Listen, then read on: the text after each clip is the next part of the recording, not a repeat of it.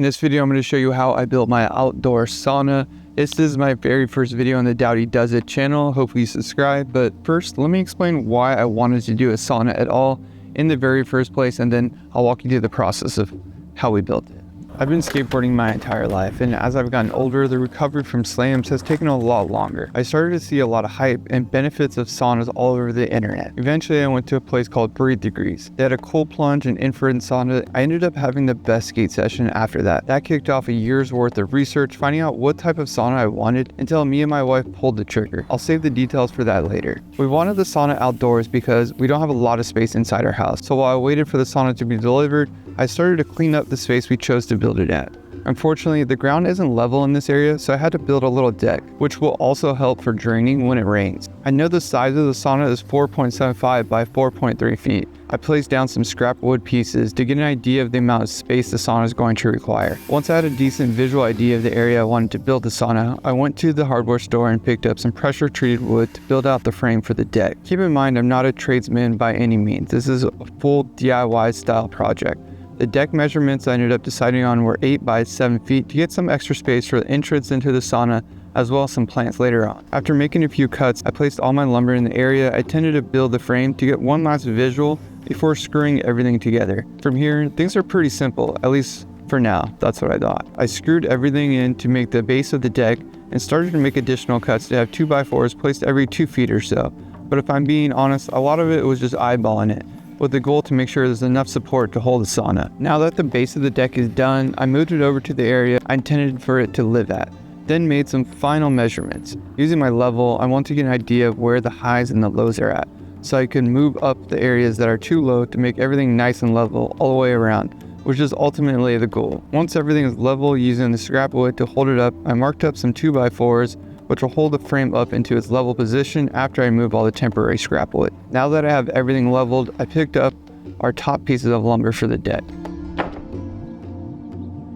Fortunately, it's been raining for the past couple days, so I haven't been able to work on the platform, but the sauna has arrived. It's in our garage. Of course, it starts pouring down rain like 4 consecutive days the day that the sauna starts to arrive. So I'll just show you kind of where I left off last. Started to build it out, like make it nice and level with these extra little notches. Good thing about the rain, it did give us, me and Erica, some time to think about which way we want the sauna facing. So originally I wanted to walk out of the door, that's our like house door back there, and then have the sauna door here, right there. That would be the entrance, so that you look out here, like this area when you're in the sauna. That'd be sort of the goal. But now we've rethought it out, and basically you're gonna come out this door right here, house door, walk around here, and then the sauna doors will be here. The reason that's important is because I think I'm actually gonna have to move this platform. So I'm actually gonna have to take some of those little leveling stilts, whatever you wanna call them, little pegs out. And I want the slats that I just picked up over there that are going to facing me this way. Like when I walk on it, I don't want to be walking against the grain, I want to be walking with it. It just feels like that makes more sense. I also picked up my first ever impact driver. So I've had a drill forever, but I've never had an actual good impact driver. I'm really hyped on this thing. Came with 2 batteries, so I'm charging the other one right now. I got a square tool, which I haven't had in a long time, and then the drill pieces. I think it was like $400 today, just on the wood. Impact driver is not something you would normally have to get, but I think it'll just make this job easier than using a regular drill for me going into this wood. There's a lot of wood that I'm going into. So now basically, as I let that thing charge, I'm gonna take some of these screws out, flip this around, and then my goal today is just finish this little platform. Sometimes it's 2-step forwards and 3-step backwards. That's how DIY projects go. Since we're still in the early stages, I'm glad we decided to change the direction of the sauna rather than later. So I did have to repeat the same leveling process again. The fact that I've built so many things and gotten away without having an impact drill is crazy. Like using this, man, makes life so much easier.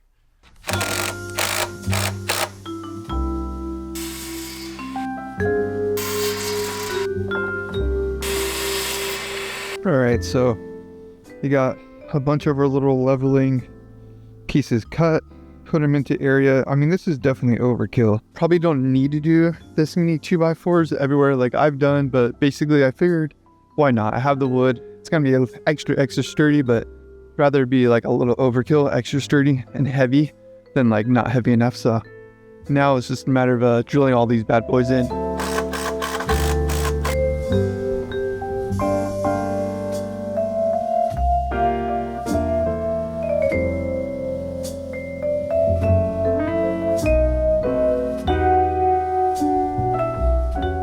pick up a little more wood for our top sheets, but if you get the idea what's going on here. So I'm gonna get one, it's a little bit shorter over here. I didn't do all my measurements perfectly. This wasn't intended to clear it all, just so you know. This is actually all the wood they had with these bad boys at low. So I'm gonna get one more piece that just goes off the end. So I don't need to get it as wide as this. Kind of rather the back have that extra space. I mean, otherwise I would just have to make it so much longer. So yeah, I knew I was gonna be off about 8 inches because that's just how I did it. I could have made it longer and made it all consistent, but I think a half one of these at the end or like a little bit shorter won't be a big deal because we won't even really see that piece. We're getting places. Today's made big progress. Just glad that the sun's kind of coming in and out.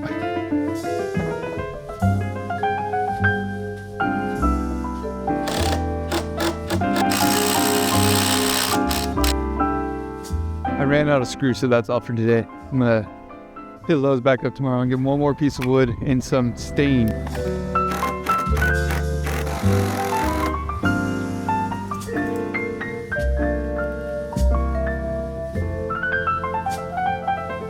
All right, nailed all the wood down. Everything's looking good. The platform is there. I'm so ready to get the sauna built up. I know so much of this has just been like the prepping for it. So we'll see how fast that goes. It's in my garage, just sitting there. Last step before we actually start building the sauna is just to stain this the same color as our fence, so just things look nice and cohesive.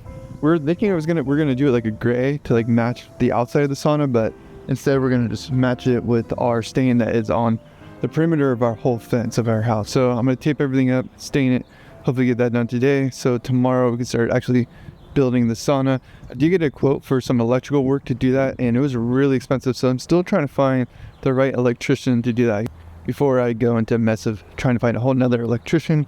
I'm going to do some of this and take advantage of the sunshine. Our main requirements for the sauna were full spectrum, red cedar because they're putting it outdoors, low VMF with pretty basic safety certifications, and energy efficient. We decided on the Clearlight Sanctuary Outdoor 2-person full spectrum infrared sauna. I won't spend too much time on infrared versus traditional because there's so much debate out there, and really it's up to the person. For us, that red light was something that I really desired. Finished painting, got all the boxes out here. Time to unpack this sauna. Those things are really heavy, so yeah, I'm gonna go nice and slow. Shout out to the little dolly. However, I will say I spent around 2 months just negotiating prices with multiple brands, sometimes getting sales reps to take hundreds of dollars off.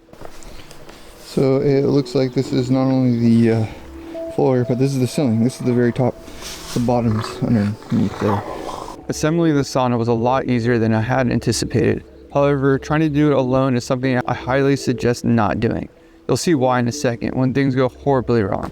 But at this point, I had the help of my wife and a friend to start placing everything together. There was step-by-step instructions provided that are pretty clear to follow, basically showing where all the plugs, seats, and heaters are supposed to be installed.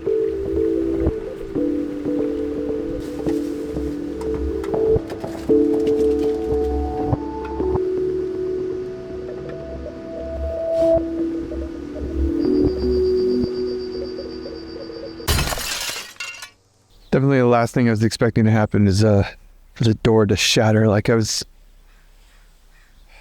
finally getting over it and accepting it. It took hours of just cleaning all this glass out of my grass because I don't want my dogs to step in it and get like shards in their paws. It's a whole situation, but I'm starting to process it, starting to accept it. I talked to the customer service team at Clearlight. They said it's going to take 2 to 3 weeks to get a different door at the minimum. So things are on hold right now. A month later, Clearlight sent a technician to replace the glass, not the full door. They also offered to assemble the rest of the sauna. Considering I didn't have anyone else to help me, I was super grateful that they did.